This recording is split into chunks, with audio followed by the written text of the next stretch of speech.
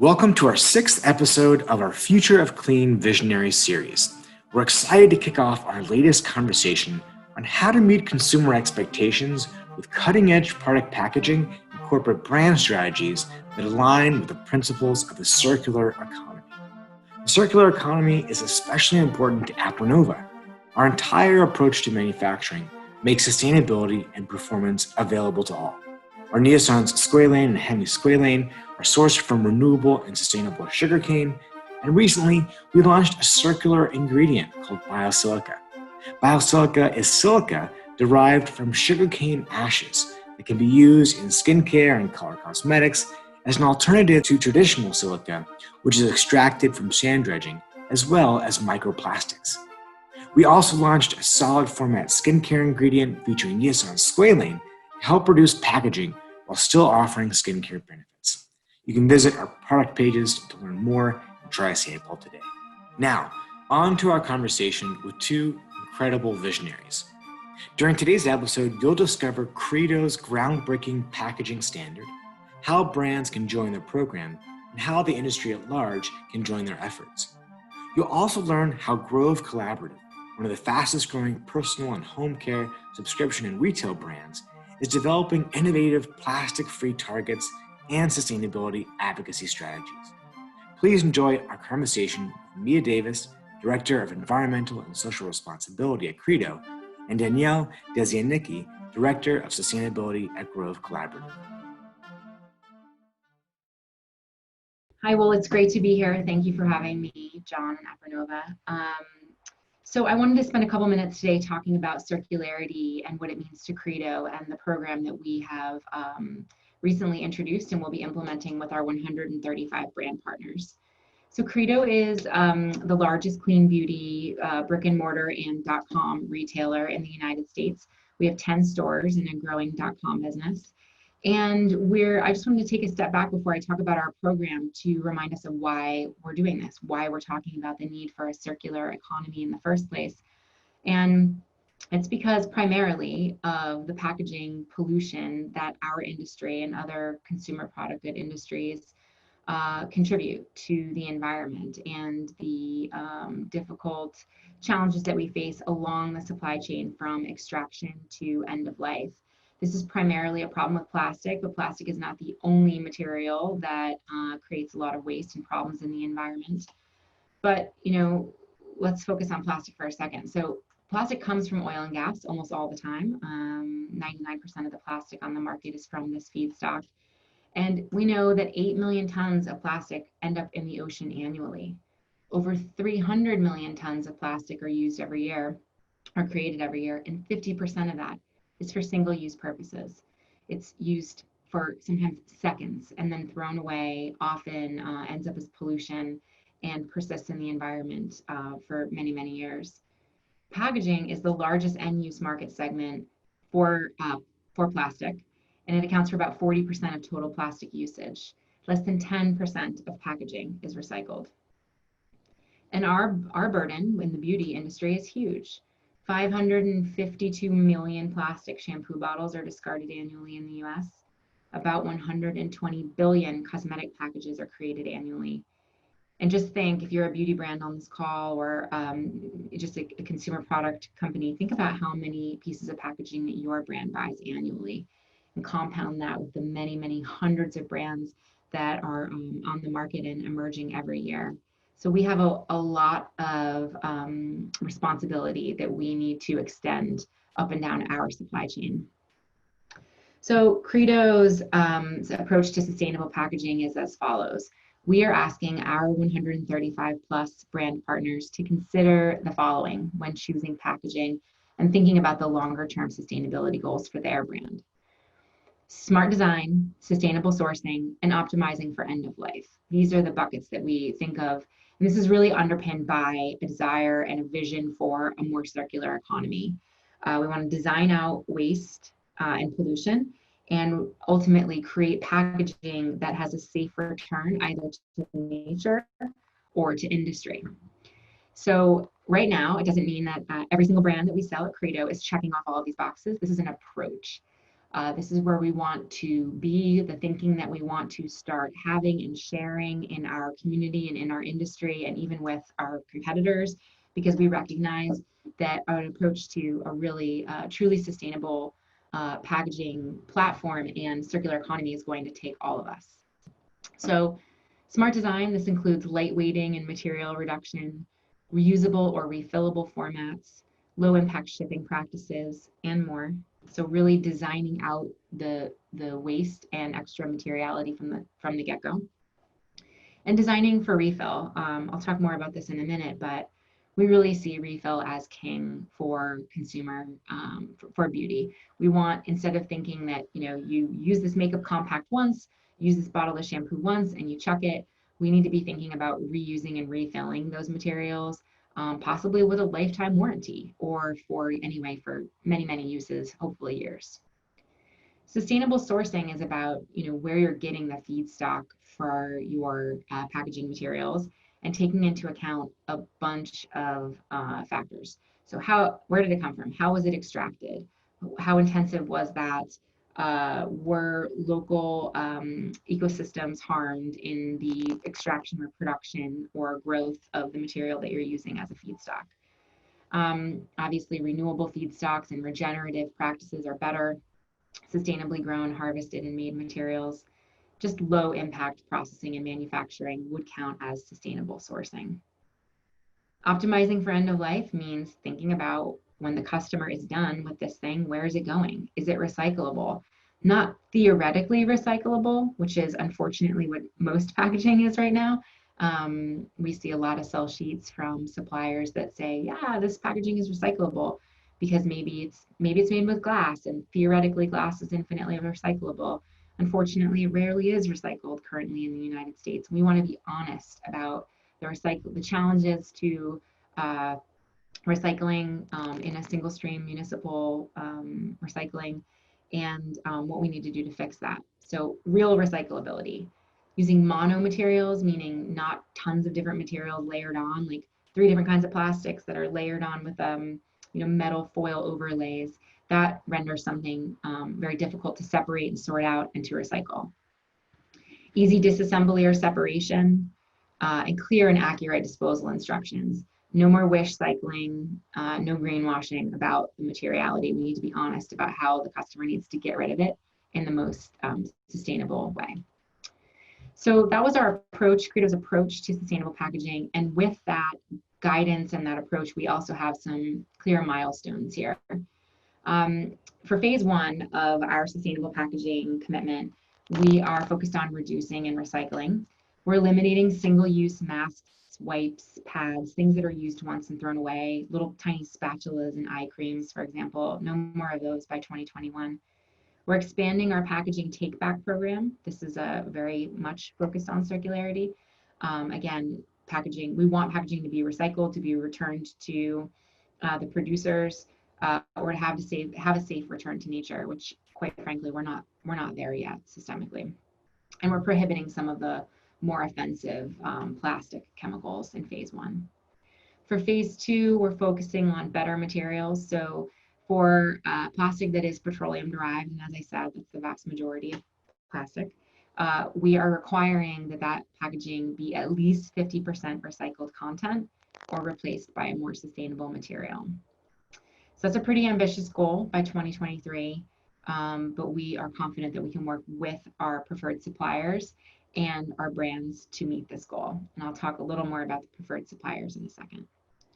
Phase 3 is smart design. So phase 3 and phase 4 are ongoing, and that's by intention, of course. So we want people to start thinking about smart design in the circular economy right now. We're working with our brands to bring them new content, guest speakers, and presentations by me and other members of the team on our brand consortium calls to really start to think about how we ask smarter, more thoughtful questions about material and design, so that we're moving toward a circular system. We're doing that now, we're starting that now, but it takes a little while. And especially when brands have to buy and design packaging that won't be used for another year or two, we recognize that these phases will be ongoing. perhaps in the future, as we have a clearer view of the roadmap for packaging in this industry, because it is a long way to go, we're doing something sort of revolutionary here. Maybe we'll be able to have more distinct milestones with dates attached to them. But right now it's an ongoing deadline.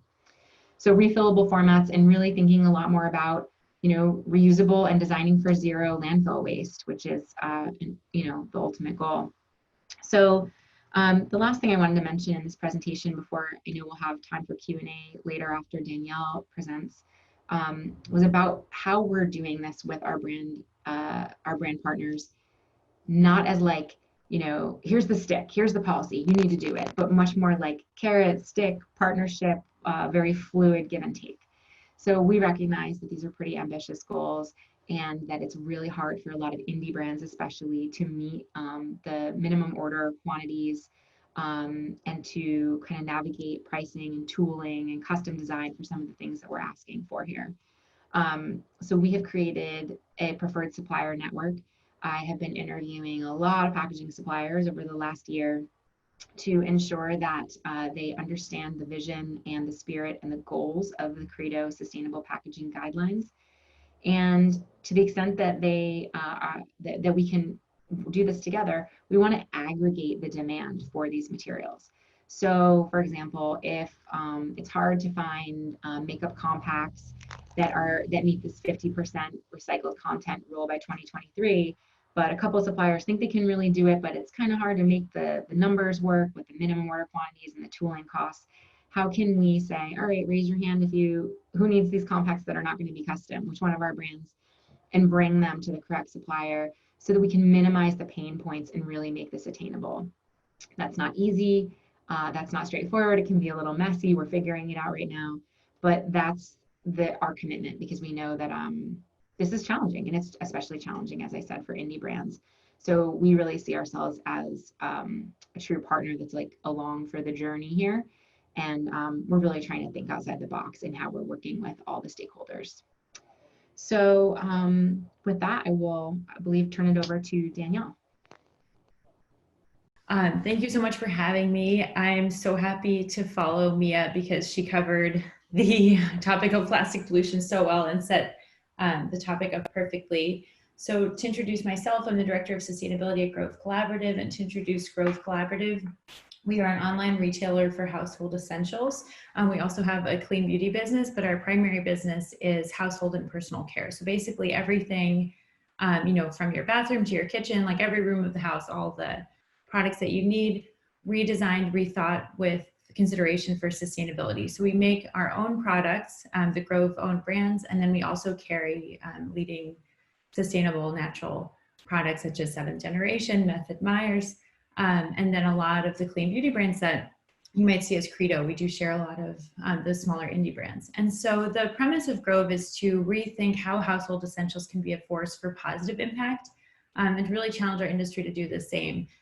And so I included an example here from Seedling, which is our line of tree-free paper products. So I think very few consumers know really how devastating the toilet paper industry is, and how much it contributes to deforestation. And so we've rethought paper products with consideration for reforestation. So we make them with bamboo, which is a much more regenerative material, quickly growing. And then we also have a partnership with Arbor Day. We have a goal to plant 1 million trees by 2022. And then, so every purchase of Seedling also supports Arbor Day. So you're not only not cutting down trees, but you're also supporting the planting of trees. So that's kind of, I think, a good example for the rest of our business, is just thinking about how we can redesign, rethink the products that you need, just, for your day-to-day life, with a, kind of the goal to make a positive impact, rather than double down on these negative behaviors that none of us chose when we, kind of just needed the convenience of having these products at home. So with that intro to Grove, it's a subscription service. Hope you'll consider being a customer. I was actually a customer for a long time before I came to work here. So at Grove, we set a really ambitious goal for our industry, which is to be plastic free by 2025. And this is our Beyond Plastic initiative. And the reason we decided to do this is just because we felt like, I think similar to what Mia talked about, we have a lot of smaller brands. We are not, a household name by any stretch across the US. But we felt like we're big enough to move our industry forward in that a lot of the brands that we carry on the site are major brands that people have heard of. And if we can do it, anyone can do it. So we decided to make this really ambitious goal to be plastic free, just acknowledging, I think Mia set this up really nicely, just the issue that plastic creates and just the fact that the CPG industry has been built on the back of this single-use plastic that has no good end of life. Recycling is not a good solution at this point based on recycling rates and also, just the footprint that comes along with that. So how can we rethink the alternatives again to not create problems at the end of their life, but again, to be that force for positive impact. And we felt like plastic was the place that we needed to start because it is our biggest negative impact. We do carbon neutral shipping. I mentioned our reforestation program, but really if we're honest about, the materiality of our business, plastic is where we needed to start. So Beyond Plastic is our initiative, and I'll explain it a little bit more.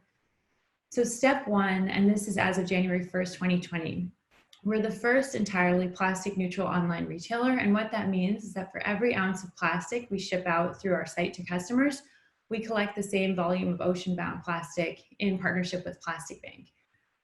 So we've done a lot of measurement and a lot of, setting up systems that can really be accurate in this, just being really, accuracy is critical to making a claim like this. So measuring all of the plastic that we send out, communicating to our brand partners that we're doing this program and that everything we sell in Grove will be, accountable to this program, asking all of the brands that we carry on the site, literally SKU by SKU for the plastic volume, type of plastic so that we can track recyclability as well. And then working with Plastic Bank to make sure that that plastic is collected, which I think they do a really nice job of through blockchain technology. So we can see, literally in real time how that plastic is being collected. So a great program, obviously not the end result, but we felt like it was a good stepping stone to mitigate the negative impact that we know we're making. So step two, plastic free. I think the scary part about step two is that we really don't have total visibility as to how we will get to plastic free, but we felt that this kind of bold commitment was necessary to bring the industry together in order to move forward. So we all know this is a problem. We can't just keep saying, oh, we're gonna switch to recycled plastic. We all know there's not enough recycled plastic for all of the companies that have set goals around recycled plastic to meet those goals.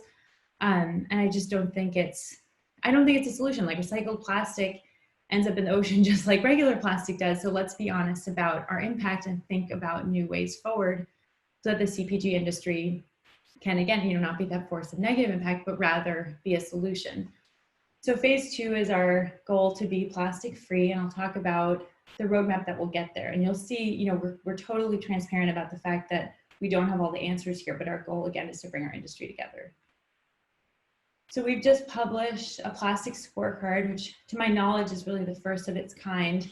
We encourage everyone to think about doing the same. And so the purpose here was to be really transparent about our use of plastic as a first step to take accountability for what it is that we're sending out into the world and why it's so necessary to set this goal. So we published, I put the link here, hope you'll check it out. A lot of blood, sweat, and tears went into that. So the total plastic footprint is one metric that we put out, as well as all the other metrics here that we can use to hold ourselves accountable to making progress. Obviously, we won't get to plastic free overnight, but how can we think about and track the way that our customers use plastic? So for example, now every shipment on average uses 0.31 kilograms. So, how do we test different attributes of customer behavior and engagement to bring that number down over time? And then this is aggregated Grove brands and third-party brands, but just looking at how we're using plastic. So how many of our products contain plastic? Can we grow that plastic-free assortment? And then is that plastic reusable? Does it use recycled plastic? Kind of all the incremental steps you would imagine will get us to plastic-free. And so on the right side, you'll see we've created this roadmap. And I think it's just, I think the way I would think about it is it's meant to be a bit of a way, similar to what Mia described, there are stepping stones, right? Like no one's getting here overnight. We need to aggregate our efforts and kind of think about the low-hanging fruit first. So that's what we've broken down. This is the way that we're thinking about it at our brands. And so we've just wanted to make this public in order to help other brands think about doing the same. And pardon the not very attractive slides. I literally just pasted the report in here, so I hope you'll go check it out. But so phase one, this is, I would say, the low-hanging fruit phase. So this is just thinking, this is, first of all, starting to measure your plastic, I think is important here. But also, where are there available alternatives? What materials can you switch into that are actually recyclable? And then for us, even if something is not, like I know Mia mentioned, glass is not always getting recycled, which is unfortunate. And we're doing a lot on the advocacy side to hopefully change that. And in the meantime, we felt like you can mitigate the carbon footprint, and glass at the end of life doesn't degrade into microplastics. So for us, we'd prioritize that above plastic just because it's not going to create an issue at the end of its life. Obviously, there would be other issues if the whole industry just switched straight into glass. So we're not saying, you know, jump ship from plastic, switch into glass and aluminum and you're done. It really obviously is a more nuanced approach. But I think in the areas where other alternatives are available, start to think about those.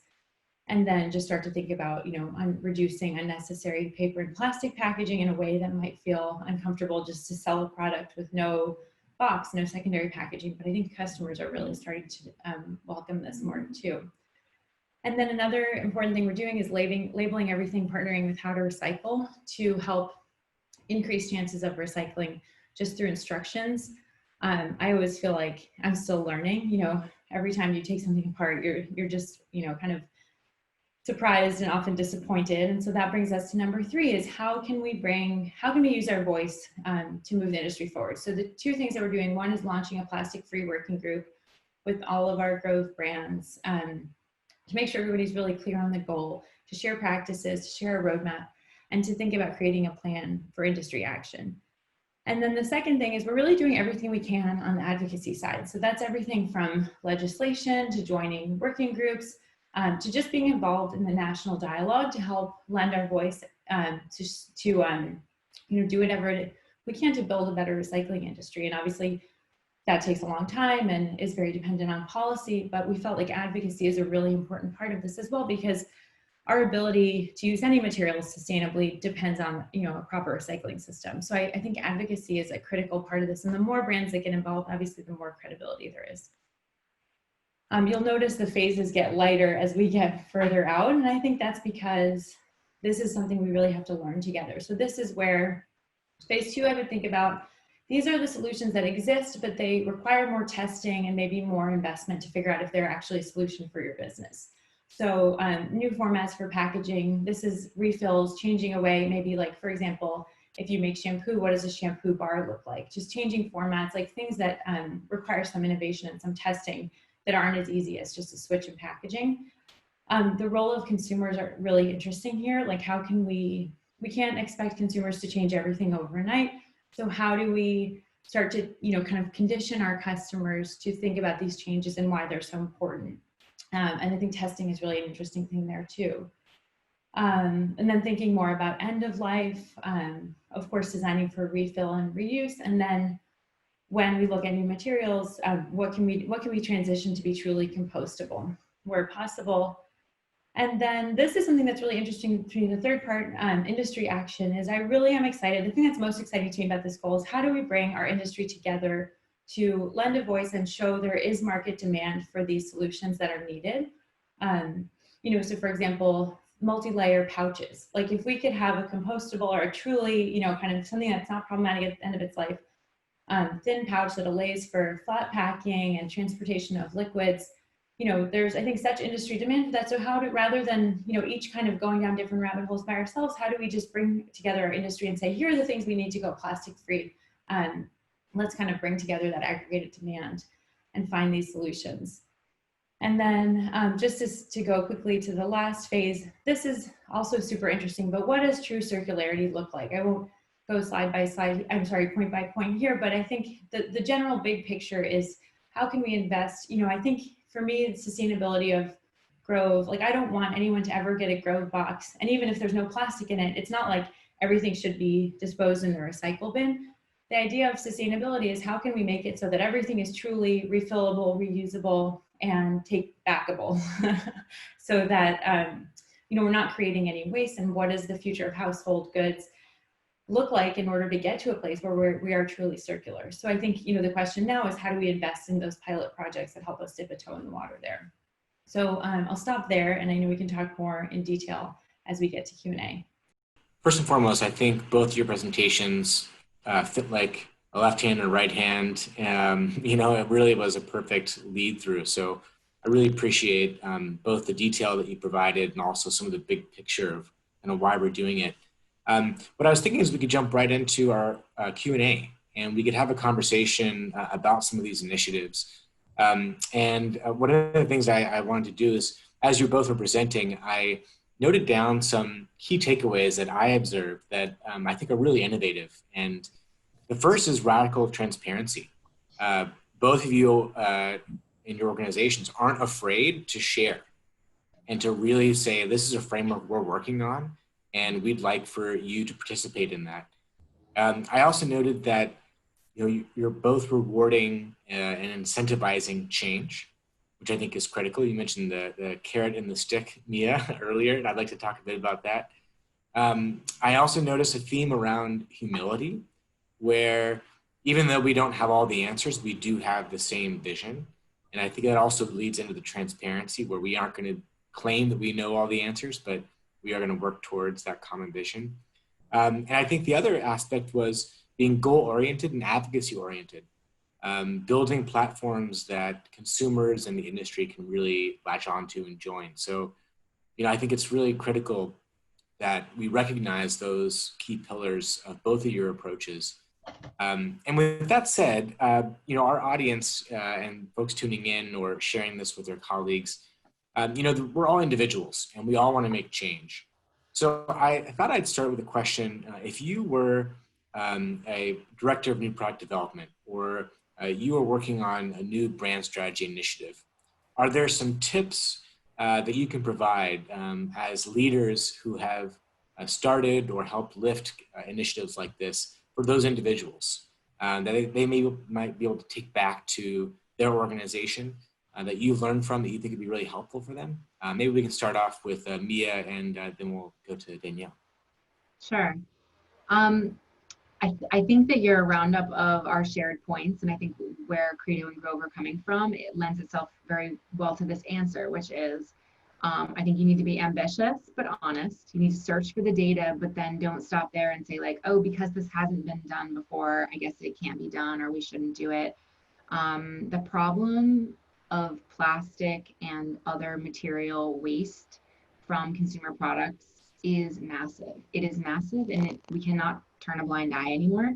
It is morally irresponsible, and it is not only bad for the planet, it's bad for the customer, and it's bad for business. So I think that we absolutely have to start thinking outside the box, and that for people who are maybe new to sustainability or have work within maybe a more conventional team that is trying to kind of just wrap its head, collective head around sustainability goals, I think it's important to not to approach it with humility and data, but also go big, because incremental change, sure, it's better than no change, but it's not enough. Yeah, I have very little to add there. I think, as Mia said, the big picture thing to me feels like what I was going to say is don't sugarcoat it, like really take accountability and acknowledge your responsibility as an industry, which I think is where, how we ended up with this plastic goal. Like, sure, we can feel good about making a goal or, around recycled plastic if we're, a massive CPG company, but that's not taking accountability to me. And I think it puts sustainability practitioners in an uncomfortable position where you're putting your sustainability goals and the reality of the world against financial objectives, but that's where we are right now. So I think, be confident, as Mia said, be bold, think big picture, and look at your industry for examples, because the industry is moving way faster than I think I anticipated. Like, if I feel like I'm stuck in our industry and not finding the solutions, I can look to like, even the fashion industry, I think has gotten so much heat for being such a negative, destructive force, that now you're seeing such cool stuff and such amazing innovation come out of it, that I think you can create some pressure internally where I think companies can start to take more accountability and feel that heat of needing to act and take on these big picture problems. I think you pointed to something that's really important, is that the consumer, the millennial and Gen Z consumer, right? They look for brands that embody their values. And ultimately, it's fascinating that if you look at, for example, Deloitte's millennial survey year after year, climate change is one of the key concerns of consumers. And so when they vote with their wallet, they're also looking for brands and products that align with those values to address those. So I think it's really interesting that you pointed out the pace at which industry is responding. But it also makes sense, you know. I mean, if you are a consumer-focused brand that wants to succeed, you have to make these changes. But I also wanted to speak to, we know that the consumer is looking for brands to make this change. And we know that we as brand leaders want to do the best we can. Those are some strategies you both pointed to. Are there kind of initial quick wins in like the process of making that change happen? I think you both pointed to the big vision. We can get people on board. Are there some quick wins that you feel like really got people excited and kept up that enthusiasm for maybe an initial meeting where you talked about this is what we're going to try to do, and then getting people really excited, but oh wow, it's actually making a difference? Sure, I can start on this one. I think in order to have those quick wins, I mean, it kind of depends where you are, I think, in the life cycle of this. Like, there are always things that feel shorter term and longer term. For me, I think the root of any win is measurement. So I think as soon as you have a robust measurement system that you can share, you'll find a metric or you'll find something where you've made progress faster than you expected to, or there's a category, you know, there's a lot of ways to look at data. And I think it can be very useful to create a robust measurement system for whatever problem it is that you're trying to tackle. And then you can see, and then you can use the departments to show, like I remember when I was at Williams-Sonoma, we would track responsible wood. And the outdoor furniture was always really high in terms of FSC certified wood. So you have these amazing benchmark, like a quick win or like some way to motivate and kind of create internal competition of like, look, outdoors at like almost 100% FSC certified wood. What can we do in indoor, you know? And so I think it's the same thing. As soon as you have a good data set, you can try to find those little tidbits that I think create some internal competition and motivation. Same thing with plastic, like looking at different categories, like, look, we're so far ahead in this category. What can we learn in other categories? So I think, you know, that's where you have to be a little creative and harness like your, you know, inner, like, I don't know, competitive, like whatever the company culture is, like you'll know how to motivate people and what, you know, language to speak internally that will find those projects. But I think when you find the data, you'll say like, oh, we're really close to 100% here. Like we're really close to whatever benchmark. Like how can you, you know, rally your internal champions to get, or just to celebrate even the progress that's already been made and be motivating and even evidence that you can do this in a bigger, more meaningful way because you've already made, you know, so much progress. So it's a little, maybe it's a little like sneaky approach, but I found it works pretty well. Well, someone might say smart approach. Pun intended in terms of creating a smart framework of measurable indicators, but also smart in terms of management. Mia, do you have some quick wins or comments to build on that?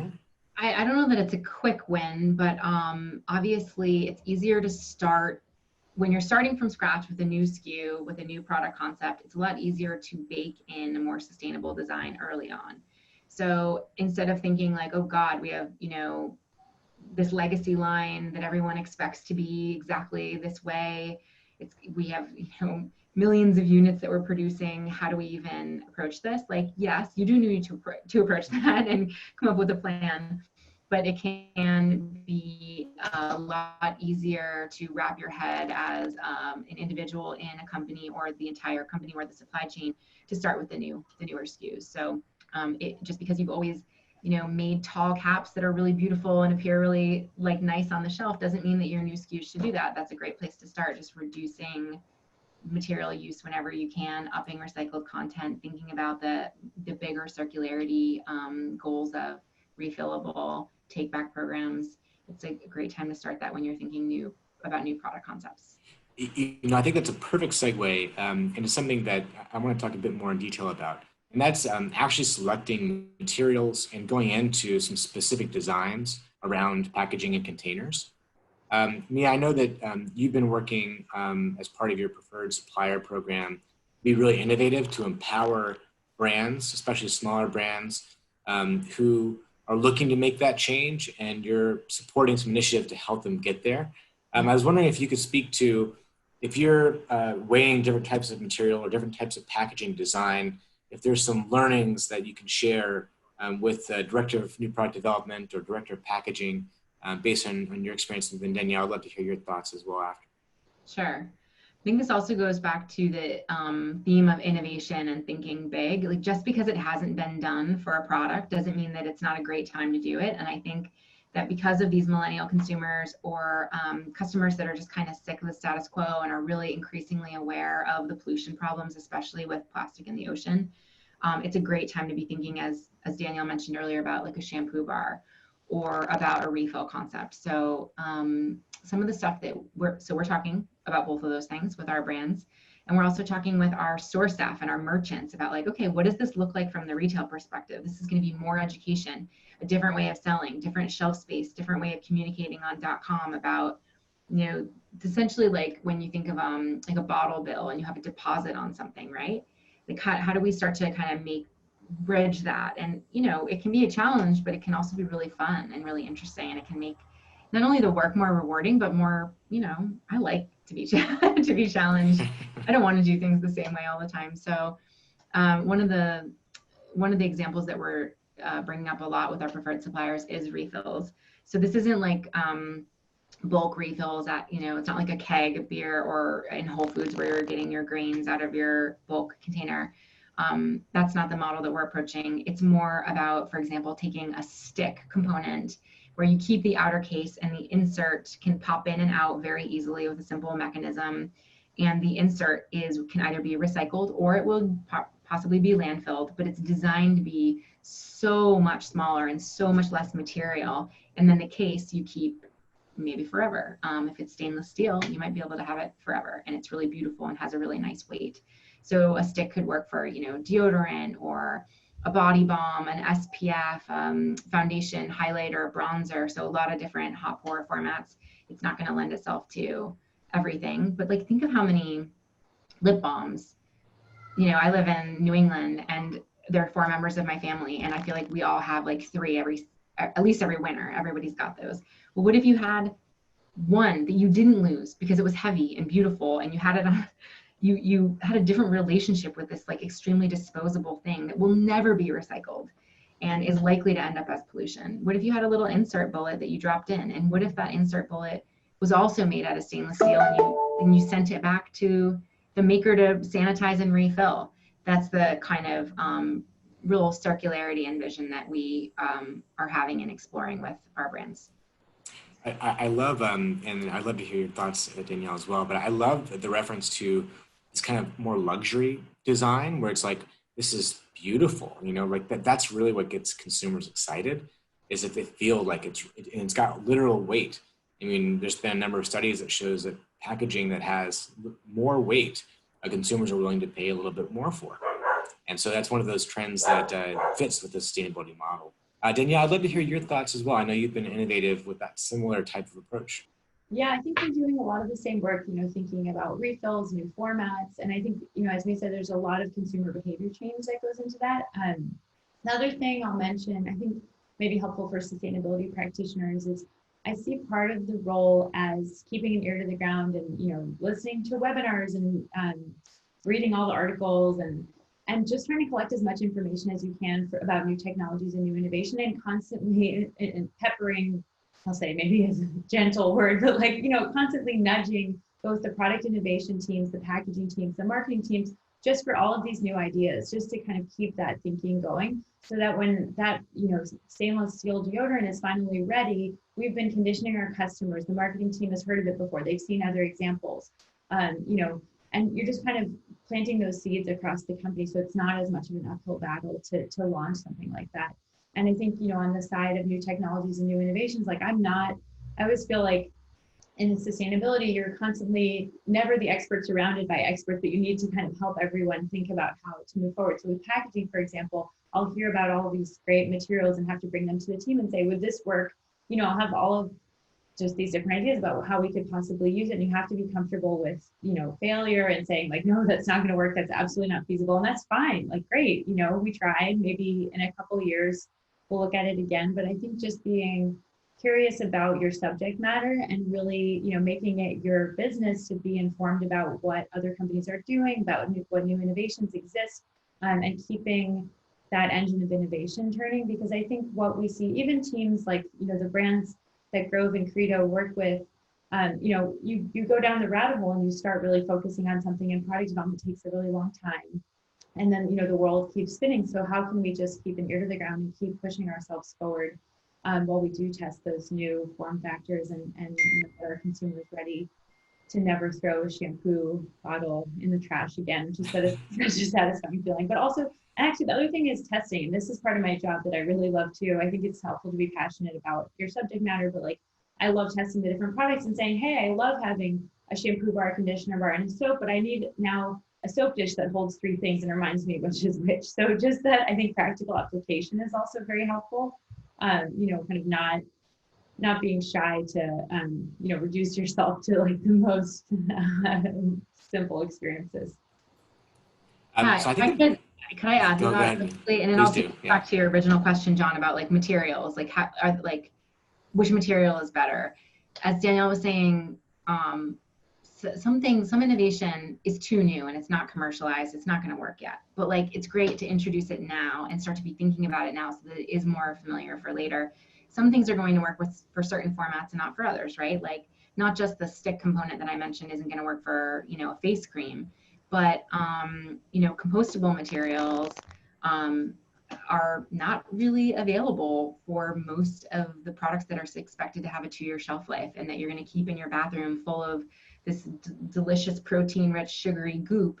It's going to eat away at that compostable material, right? It's a different animal entirely to be talking about a compostable bowl at your local salad place where the loop is really closed and they have a bin for you to put that compostable container in, and it's not just going off to some vague, hopefully this will be composted, but they have a relationship with their industrial composter. That's a completely different closed loop circle.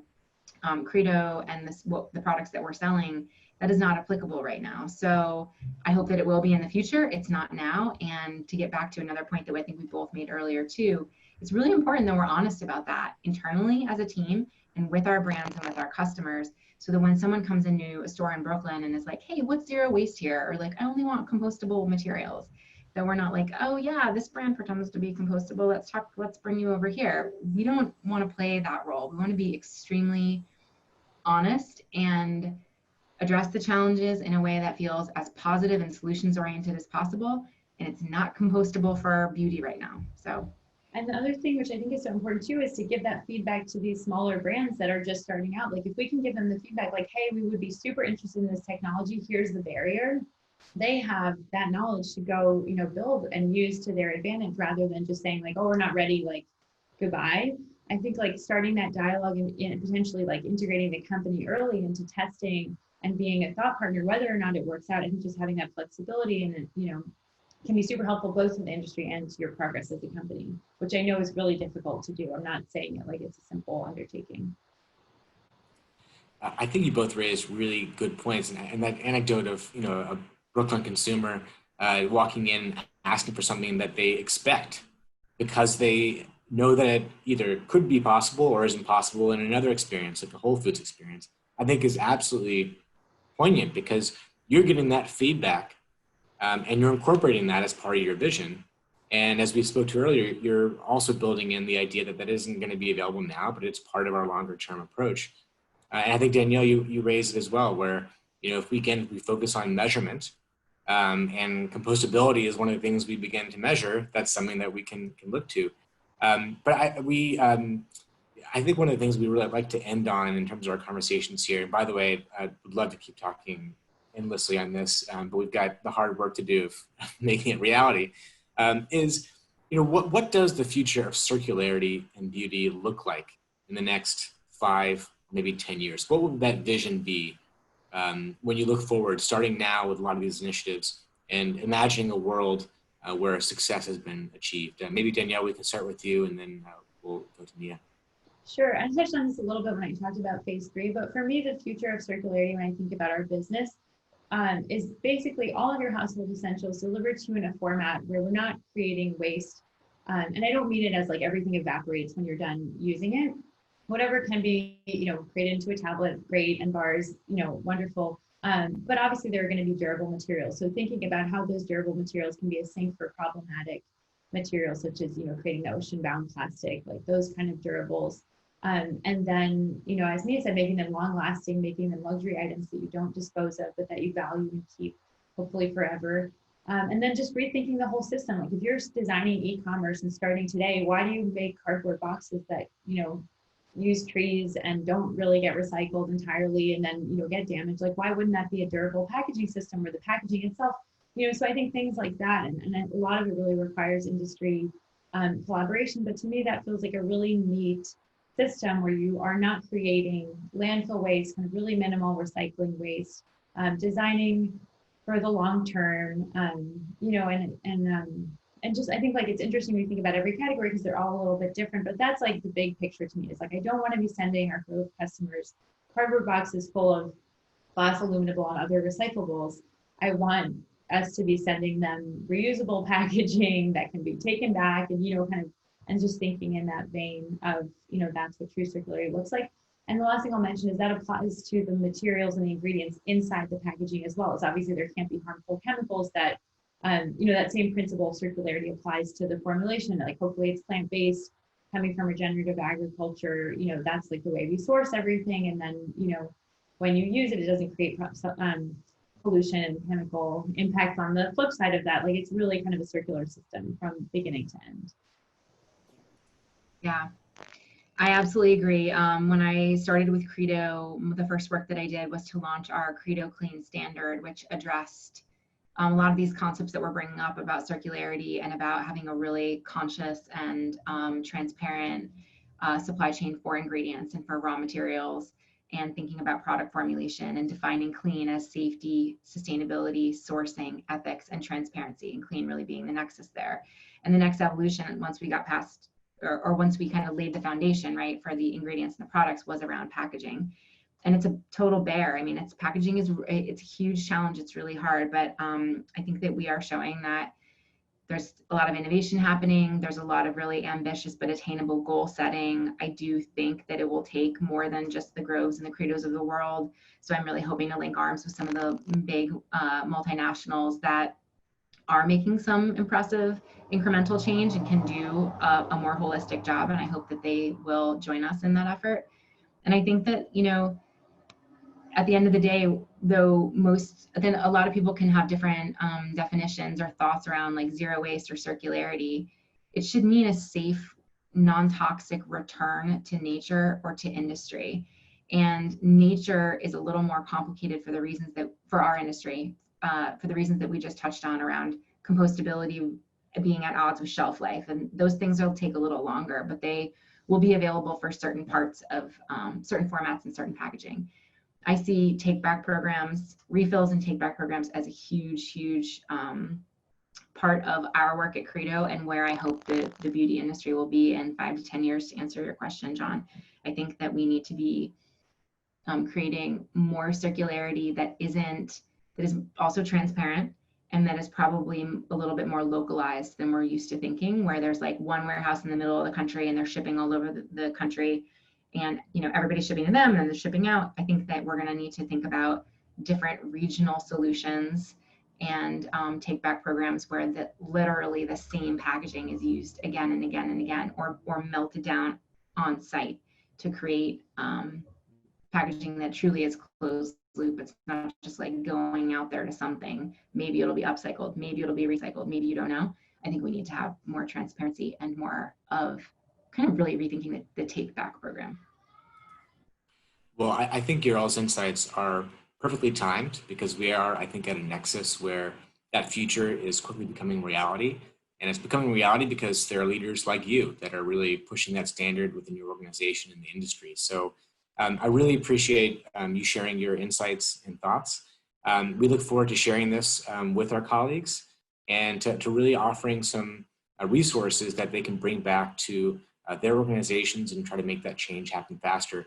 We'll make sure to post links to some of the standards and resources that you both have made available, and look forward to sharing this episode with the wider world. So thank you all so much for joining. It's been really a pleasure to speak with you, and I look forward to seeing the change happen faster in the future of circularity.